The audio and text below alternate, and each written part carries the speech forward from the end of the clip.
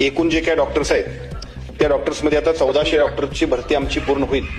1 तारखेला doctors day आहे आणि 1 तारखेला असणाऱ्या डॉक्टर्स डेला या सगळ्या 1400 डॉक्टरांच्या एकूणच नियुक्तीबद्दलचे आदेश आम्ही सगळीच मंडळी देतोय आणि काउन्सिलिंगनं त्यांना सगळ्या पोस्टिंग देतोय.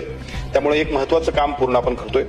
त्याच्या बरोबरीने सीएचओची पदं जी आहेत त्याच्याबद्दल काही हायकोर्टमध्ये काही ऑब्जेक्शन्स होती.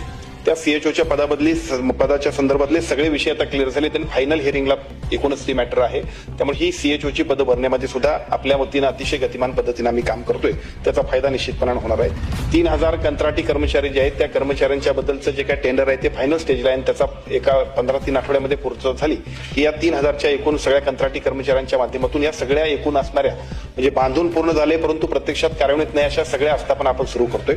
एकूण 5000 पदांच्या मान्यतेसाठी आम्ही एचपीसीकडे गेलो आणि एचपीसीने त्याच्यानंतर कॅबिनेटची मान्यता आवश्यक होती त्याला सुद्धा मान्यता मिळालेली आहे. त्यामुळे एका बाजूला मॅनपॉवर, दुसऱ्या बाजूला इन्फ्रास्ट्रक्चर आणि तिसऱ्या बाजूला ऍक्च्युअली त्याचं वर्किंग या तिन्ही गोष्टींसाठी आम्ही गतिमान पद्धतीने काम करतोय.